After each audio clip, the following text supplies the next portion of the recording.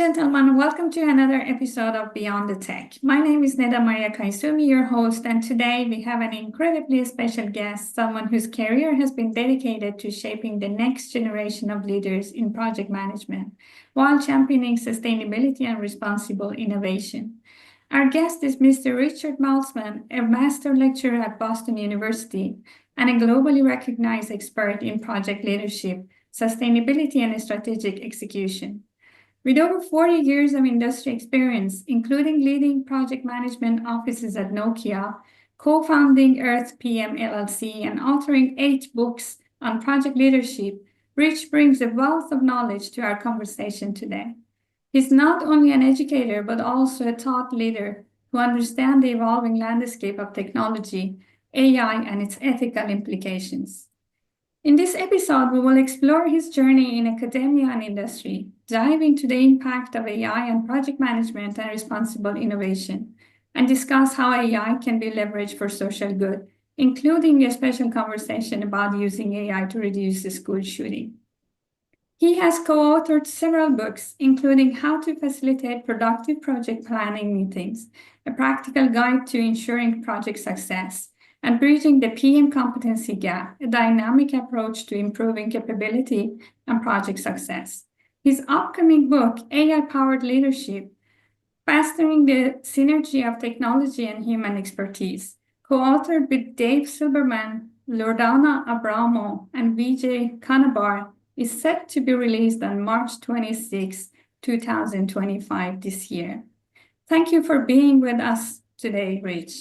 You have a remarkable career spanning over 4 decades in project leadership, including a strong presence in academia. What inspires you to transition from corporate leadership to teaching and mentoring graduate students?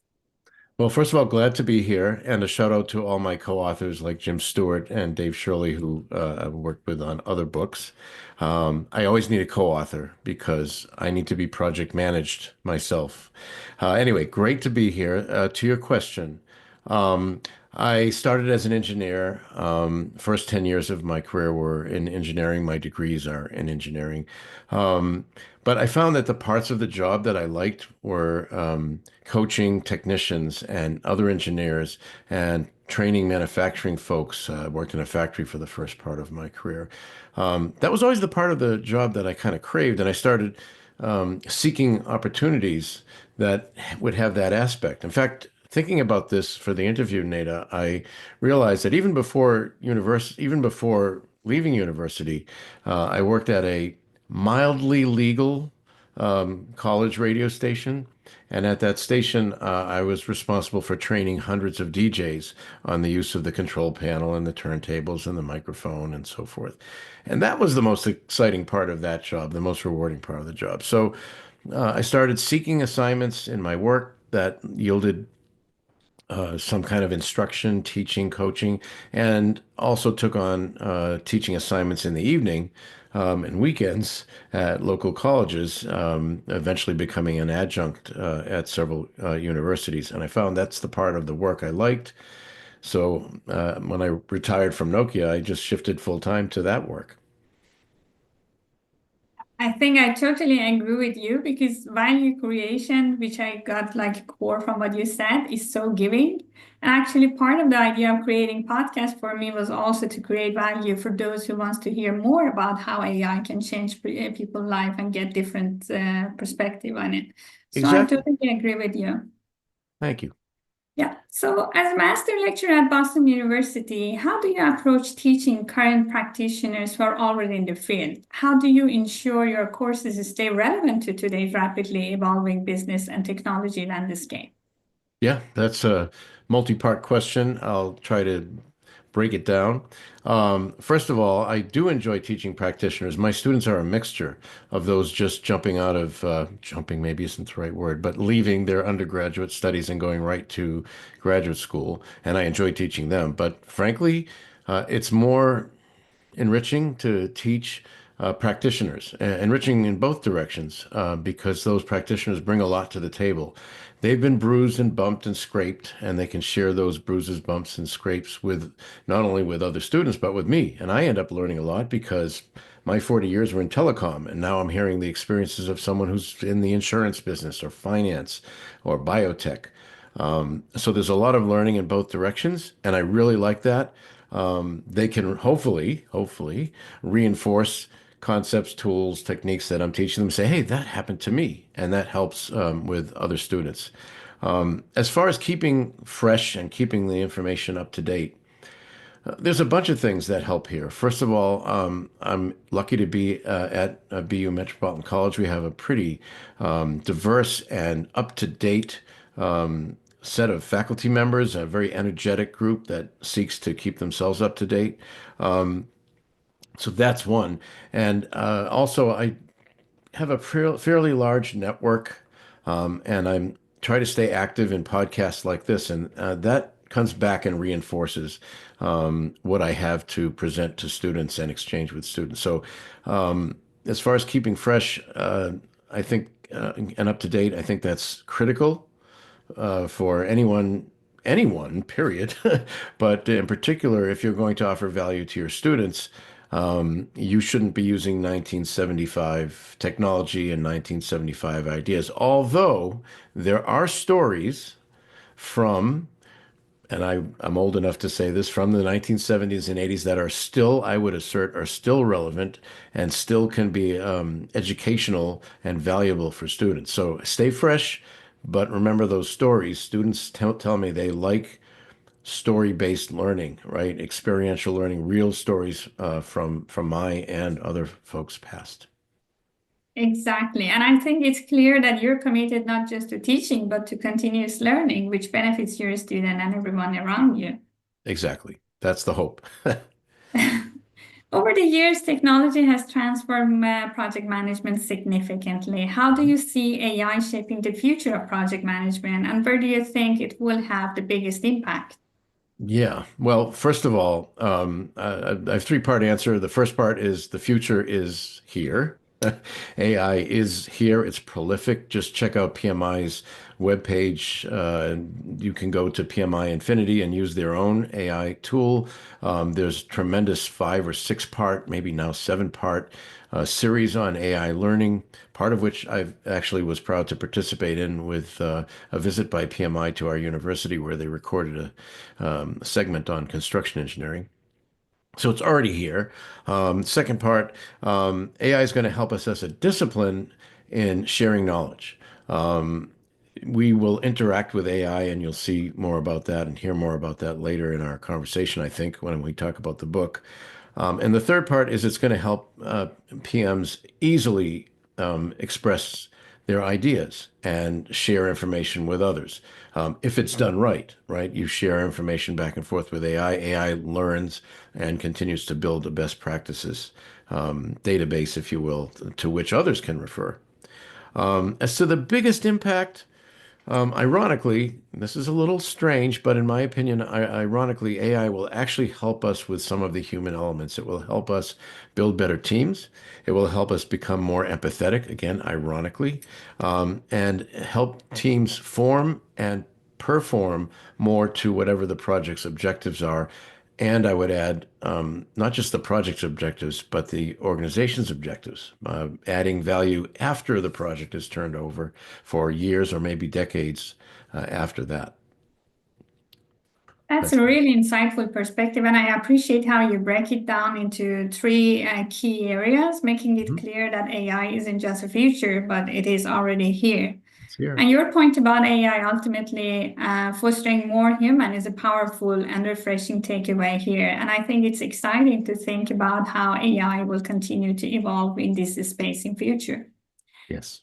Well, you have recently co-authored a very inspiring book, which will be released next month. I'm so excited for it. And what motivated you and your co-authors to write the AI Power Leadership and this book? Can you tell us about that? Yes. Well, actually, the idea, it's funny that we just talked about being more human. The original idea came from my visit to Atlanta for the PMI summit 2 years ago. Last year's was in Los Angeles. Next year's is in Phoenix, but 2 years ago was in Atlanta.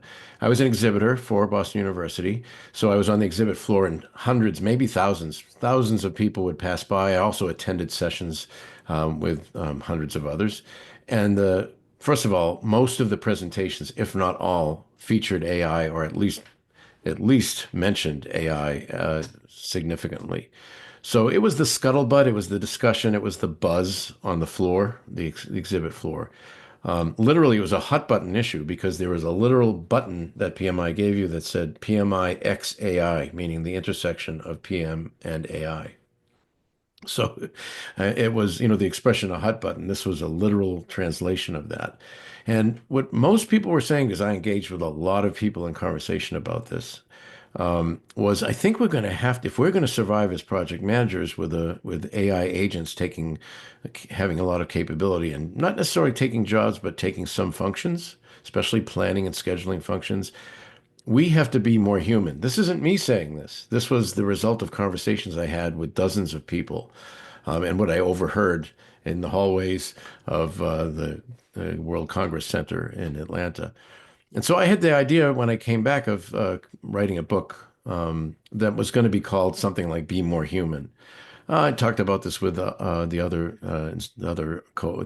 people who ended up being my co-authors, faculty members, and we shifted it towards this interaction between human and AI, and how it's important to be sure that there's a human in the loop and that there's a reasonable conversation between the two.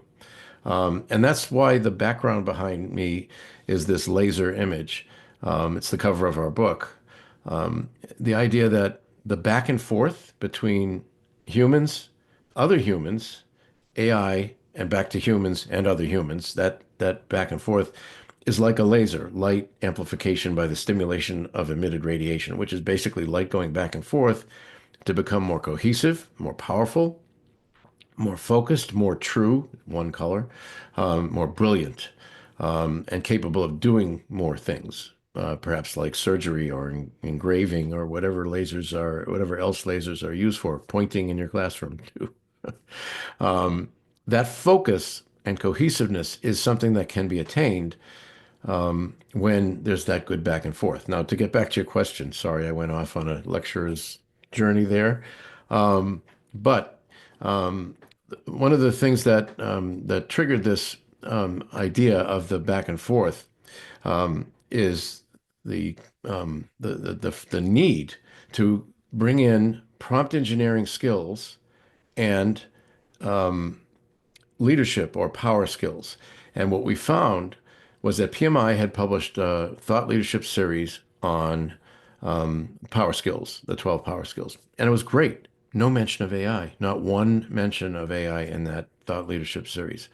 And then Eddie Conforto, who actually wrote the foreword to our book, PMI Thought Leadership Director, wrote a tremendous guide to prompt engineering.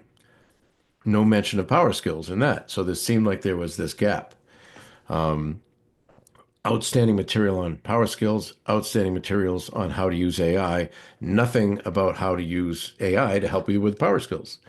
So we changed the focus of the book from just being more human to this filling this gap between great tech skills, and that's your theme, right? Beyond tech, great tech skills, and using AI properly and having prompt engineering, technical skill, and how do you apply those to leadership skills? And just a question, can those leadership skills actually make you a better prompt engineer and vice versa? And can there be some magic when you put these things together? And we found that yes, you can, and we have examples in the book of how that engagement, that laser-like focus, in the book we call it the both and. It's not just AI, it's not just humans, it's both and together can be pretty powerful.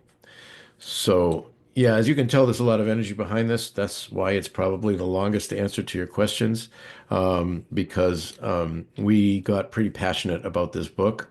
And we really, I think, hit some notes together about how this was actually kind of a story. And so that's really the stimulation for, and without reading you the whole book, that's a strong list of the kinds of things you could expect to find in the book.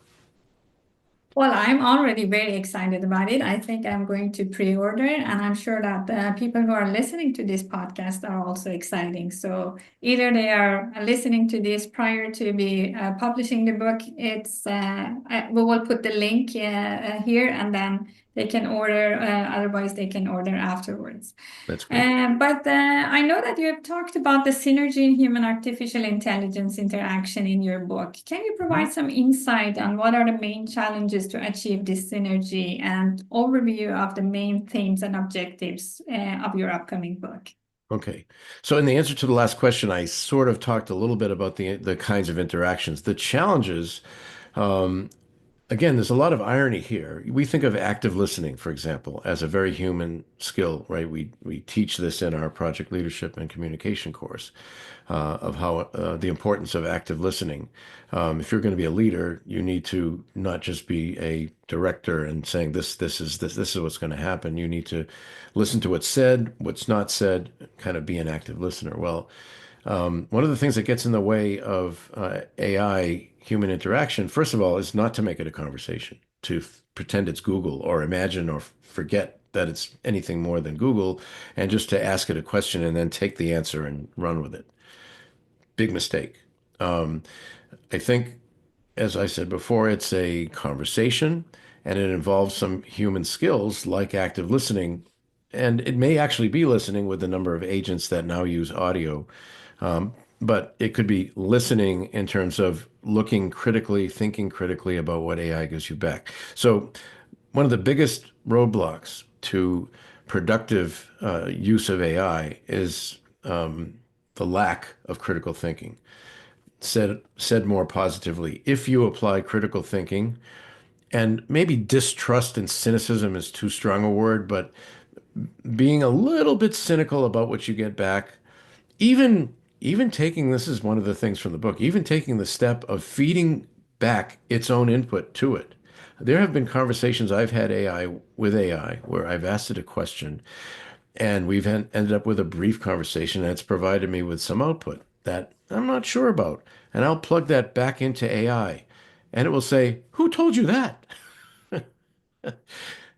And like, "You did. You just told me that." And so AI is not necessarily consistent. Remember, it's predictive model, so it's predicting the next word, the next chain of thought.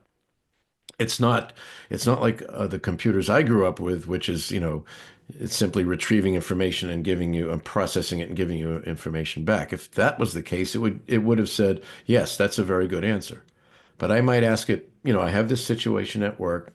We have this conflict. How would you deal with it?" And it gives me an answer. Plug that back into AI. I would expect it to say, "Yes, that's very good." But sometimes it says, "That's stupid. Don't do that." Meaning it's disagreeing with itself, which actually is sort of a human trait, right? We're not always totally consistent as humans. I know I'm not. So, ironically, the things that can go wrong are based on the fact that AI is a predictive model and this idea of critical thinking. And again, this laser beam, there it is, a laser beam coming down out of and providing you with power is based on a really good back and forth, and that includes, honest critical thinking, active listening to what AI has said. So again, a long answer, but the bottom line is it's the conversation and critical thinking that will avoid some of the roadblocks people have and the problems that people can have if they use AI improperly. That's actually a fascinating approach. I love your book, Bridge the Gap between technical AI skills and also the essential leadership abilities, like highlighting the importance of their interplay together. It Yes. sounds like a must-read book. I can't wait that it come out. Well, Soon. back to our podcast questions. How can leaders effectively integrate human competencies with AI technologies to foster innovation and ethical decision making? I think there's 3 points here. The first one is understand what those human competencies are, right? If you're going to improve them, Let's find out what they are. And there's actually a structure for that. If you're a project leader, especially, and notice I tend to use the word project leader instead of project manager. That could be another whole podcast. But understand what PMI did to the leadership side of the talent triangle, right? There's a talent triangle, and it included one side formerly called leadership, now called power skills. And those are defined. There's a thought leadership series that has the 12 power skills in them, in it. And that's actually outlined in detail in the book. But understand what they are. So that's step one. Understand that there are power skills and you have them. Second, become aware of where your strengths are amongst those 12 power skills. No one is an expert or a super practitioner of all of them, right? So become aware of which of those are your strengths, which of those are lower in strength, and try to improve those.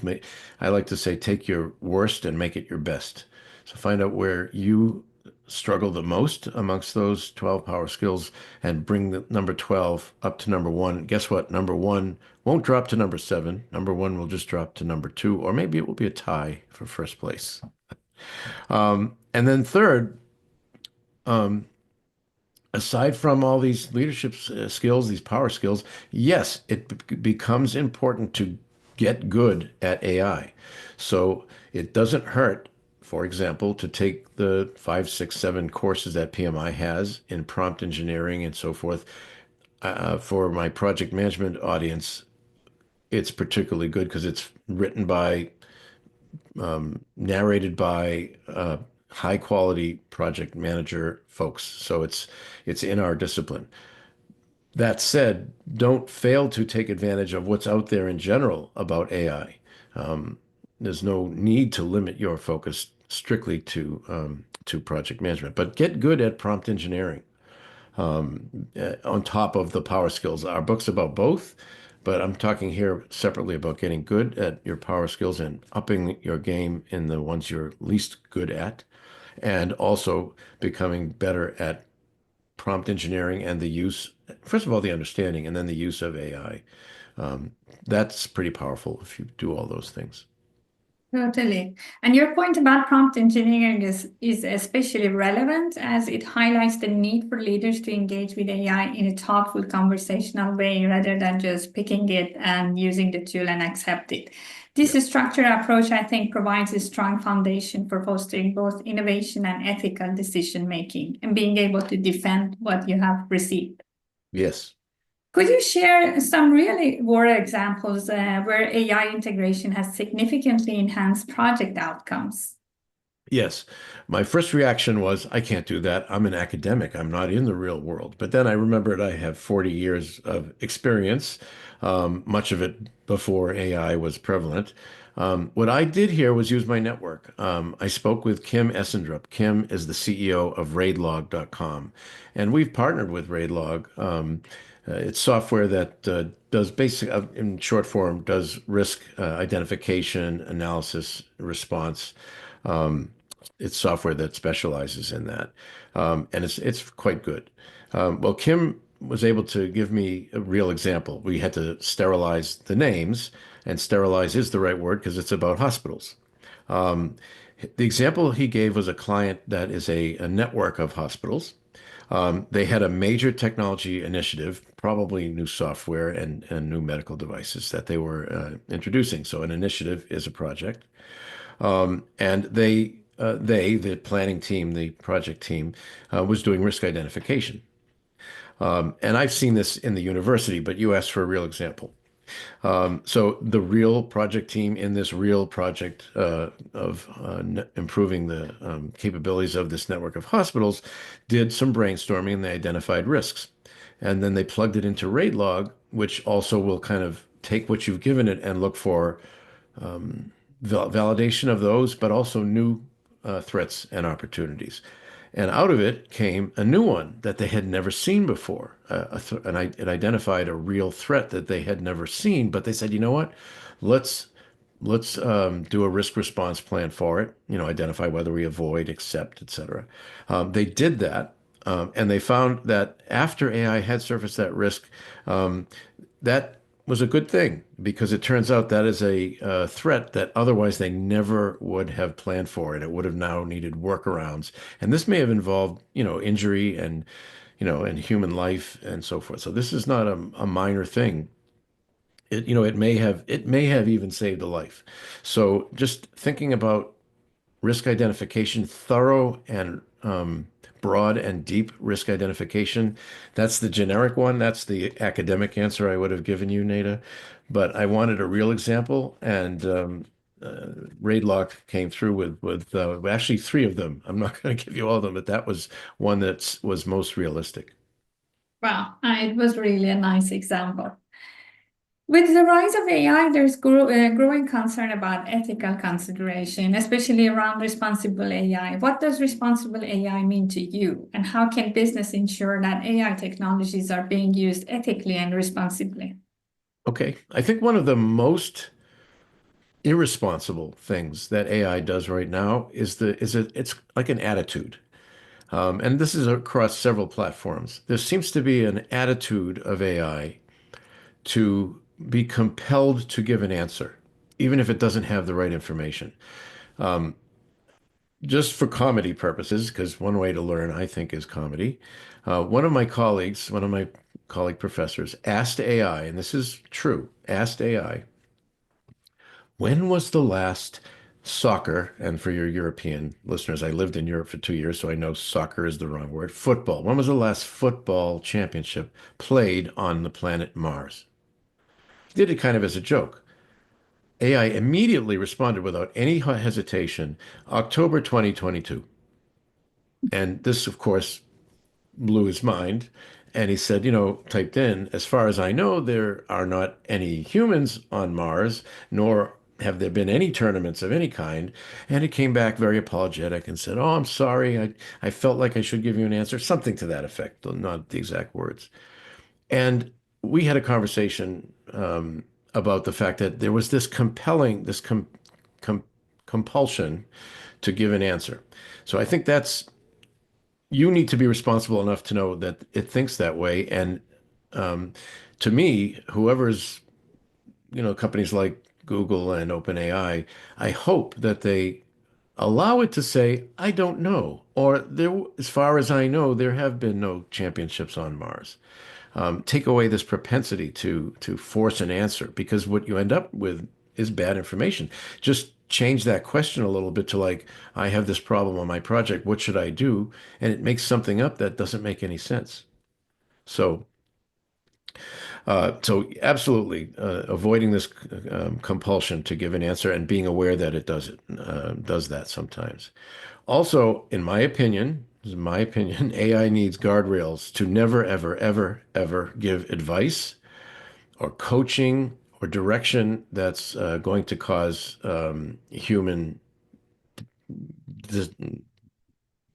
death or injury or cause a person to take an action against another person. So I know there are international conferences taking place as recently as last week in Paris. I hope and almost pray that governments take some responsibility to make AI more responsible there. And finally, this is one of the main principles from our book, and I've said it already here, so sorry for the boring repeat here, but never use AI like Google and take what it gives you face value. Be cynical, be critical, pump it back in, ask it to verify its own answer. There's nothing wrong with that. It's actually can be kind of funny sometimes, but it also can be productive. Um, that will prevent some of the irresponsibility that happens. I think half the time people are just saying, oh, well, it's AI, so it's got to be right. And often it is better and more thorough of an answer than you would get just, typing into Google, but only with this back and forth. I totally agree. And the idea of engaging with AI as a conversation rather than just a search engine, I think it's cultivating the critical thinking, which is a powerful takeaway from what you said. Yes. On a personal note, I have to say that a couple of my Harvard colleagues and I, we are working on a project that uses AI to reduce and stop school shootings. What are Yes. your thoughts on potential of AI in tackling social challenges like this, and what would you consider the key to developing effective solutions in projects like this? Okay, well, I'll stick with your case of school shootings because of its importance. Also, because one of the cases we talk about in my course called Project Value Strategies, we talk about the ethics of gun manufacturers and how they might react to the result of a school shooting that used one of their products. And we try to do that without controversy and just focus on, what are the issues here? But I actually took your challenge to heart, and I brainstormed. I took our book to heart. And what I did is I took your challenge of, "Hey, Rich, what do you think about this?" And first, I wrote down some ideas that I had as to how AI could help in the effort to prevent school shootings or their aftermath. And I plugged those into, guess what? AI, and had a conversation with it. I'm living the book. And I ended up with, let me see, I have some notes here. Six, six ideas, about half of which are mine. And those were tailored and improved by AI. But here's what I came up with. You can tell me whether they're way off target, or not. So the first one was to prevent the licensing of high-risk individuals.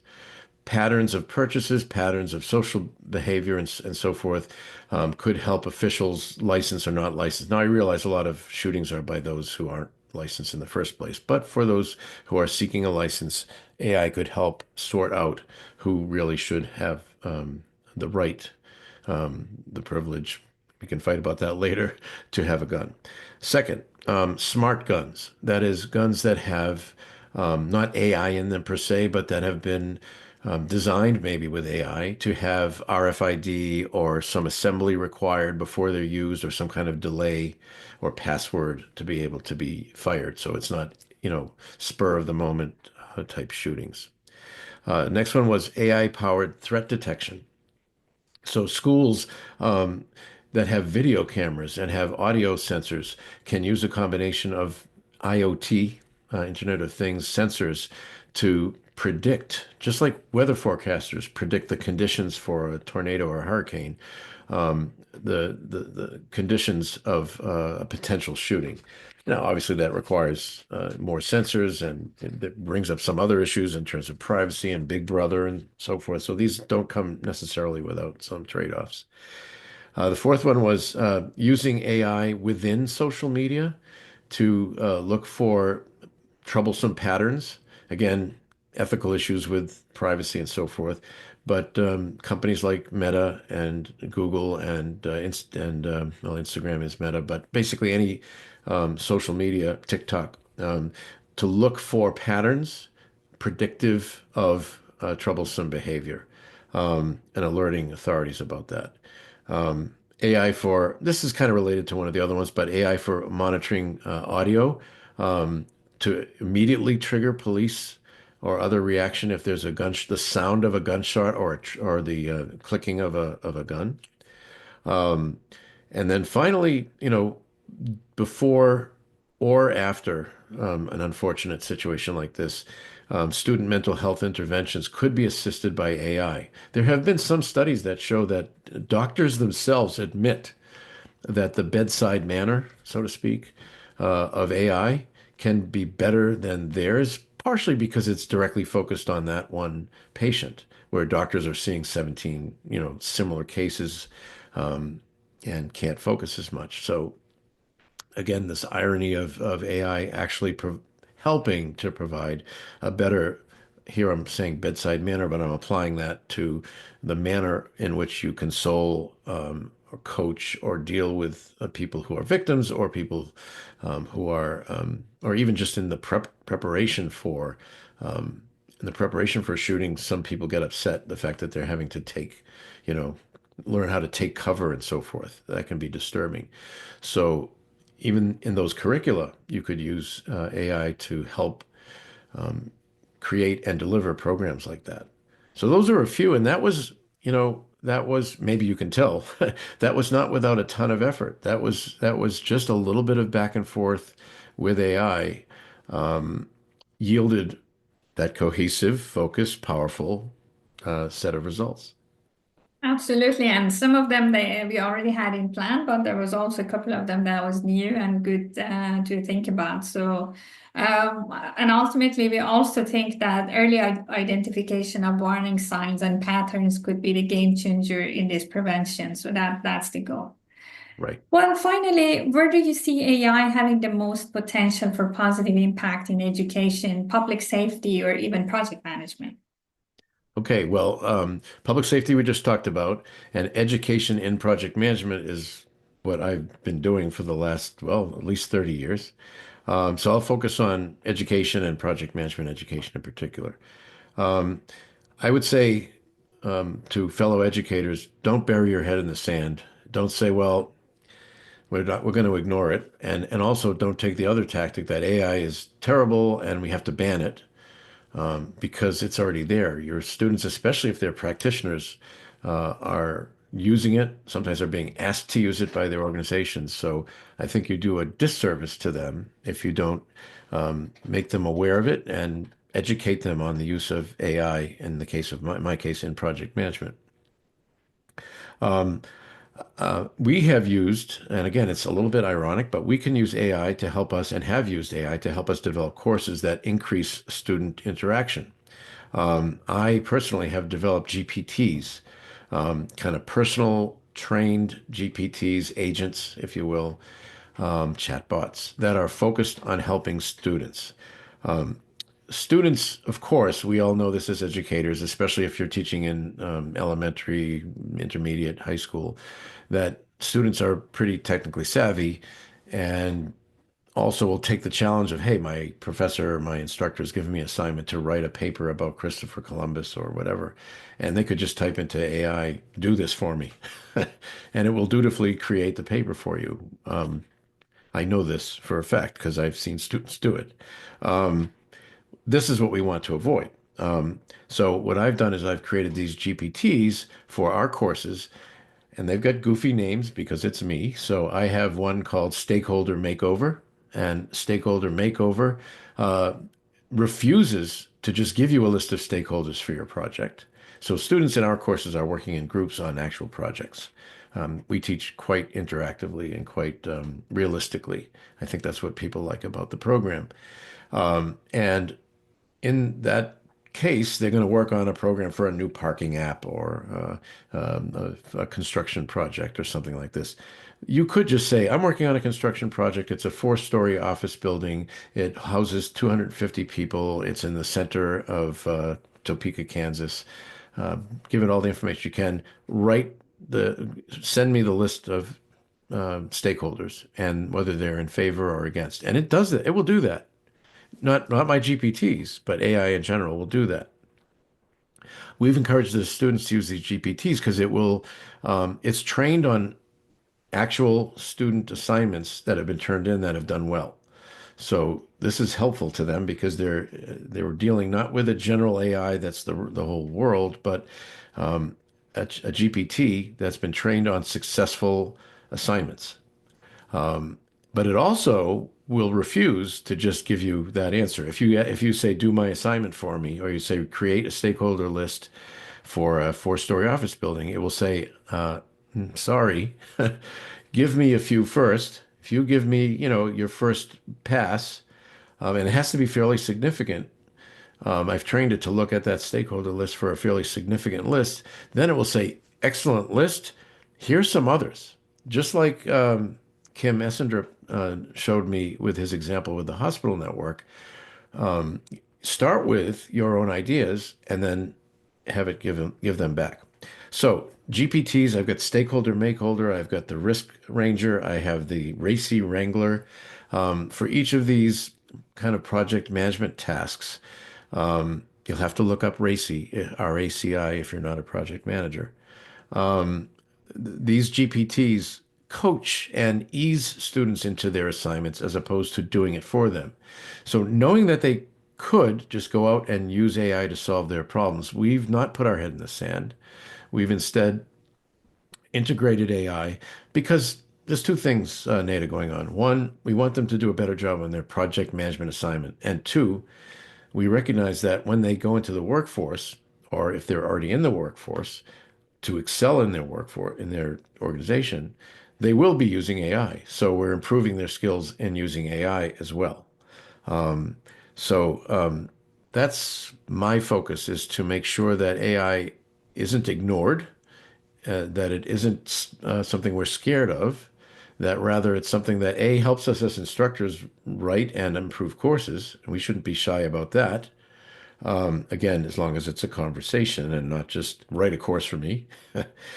And two, we are helping students gain their knowledge in AI, but also improve the way they gain knowledge in the practice area, in our case, project management. It's been a truly enlightening conversation, and I appreciate your thought approach of AI's role in education, project management, and beyond whatever we talked today. Looking forward to seeing how your book is coming out and your work continues to shape the field. And once again, thank you so much. Ladies Oh, and you're gentlemen, welcome. Mr. Richard Maltzman. Yeah, Thank you're you. welcome, Nada. I'll say we, because the co-authors and I love to do this, and we had a blast writing the book, and we actually all got along really well, which is important. So I think folks will like it. And bottom line, thank you for helping to spread the word beyond tech. Thank you.